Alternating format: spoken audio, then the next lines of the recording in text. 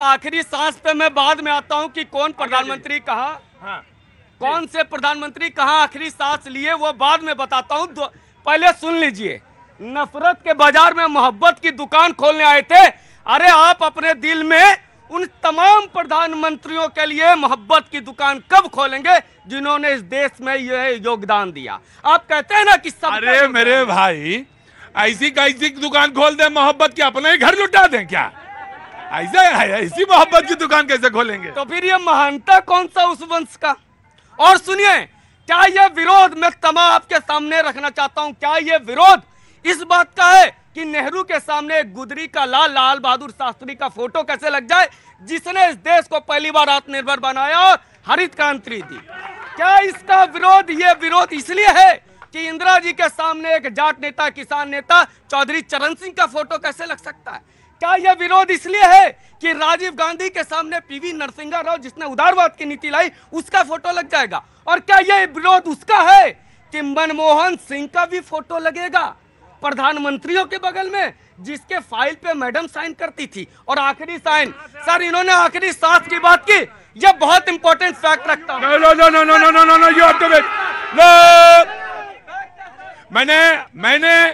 मैंने चरण सिंह वाला लॉजिक भी आपका ले लिया, क्योंकि तर्क है, तर्क तब रखते जा रहे हैं आप, तो तर्क पे। लेकिन जहां कॉन्स्टिट्यूशनल बॉडी इन्वॉल्व हुई, prime minister of India, prime minister, जहां कॉन्स्टिट्यूशनल बॉडी इन्वॉल्व हुई, मैंने आपको रोक दिया, आपका माइक हटा लिया। ठीक, now you will get chance. पर नहीं, वो लाइन हम कंप्लीट नहीं करने देंगे, बाकी आप करिए। आखिरी सांस की बात की गई, लाल बहादुर शास्त्री जी जहां रहते हुए उनका डेथ हुआ, एक मोतीलाल नेहरू मार्ग, वहां पर 2000 ईस्वी में वाजपेयी जी जब प्रधानमंत्री बने तब वहां पे इनके शास्त्री जी का स्मारक बना।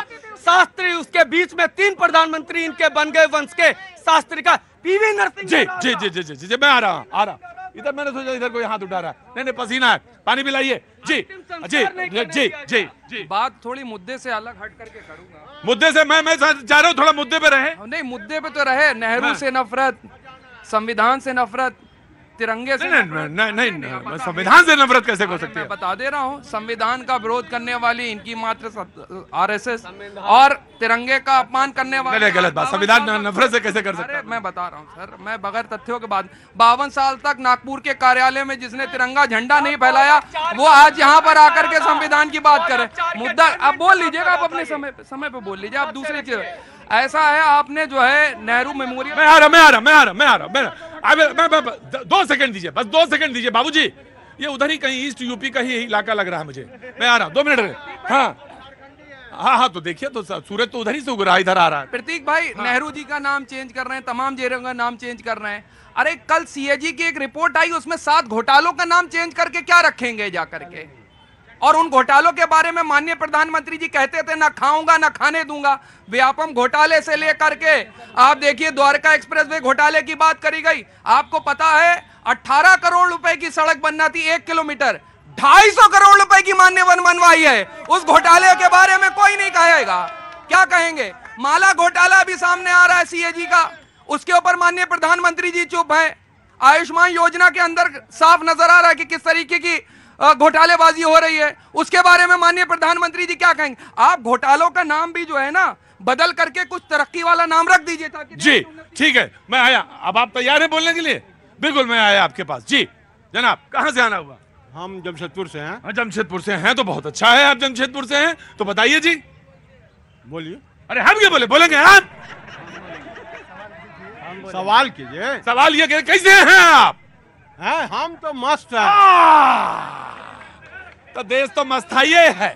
अरे हाँ जी, हम कमा के अपना खाते हैं। हम टाटा मोटर के एम्प्लॉय है। हाँ। हम अपने से कमा के खाते हैं, हम अपने आप में मस्त हैं। तो इतना काहे डांट रहे हैं? कमा खाते तो अपने बच्चे को खिलाते हैं। गलत बात बोलेगा तो हम लोग। कौन गलत बात बोला? वही बोला, कौन बोला गलत बात? मणिपुर के बात पर मेरा प्रधानमंत्री गलत बोलता है। 2 घंटा में 2 मिनट खाली मणिपुर का बोलता है, हंसता है, हम अपना खाता है। अरे तो अपना ही खाता तो अपने बच्चे को तो खिलाता है ना। तो रुको भाई, सर प्लीज। आदरणीय प्रधानमंत्री जी ने हमारे लाल किला से कल ही 2 घंटा या कुछ ऐसा अपना भाषण दिया था। उसमें कितनी सच्ची बातें उन्होंने बोली, एक उदाहरण आपको दे रहा हूं। मैं तो झारखंड से हूं, जमशेदपुर से, लेकिन बिहार से बिलोंग करता हूं।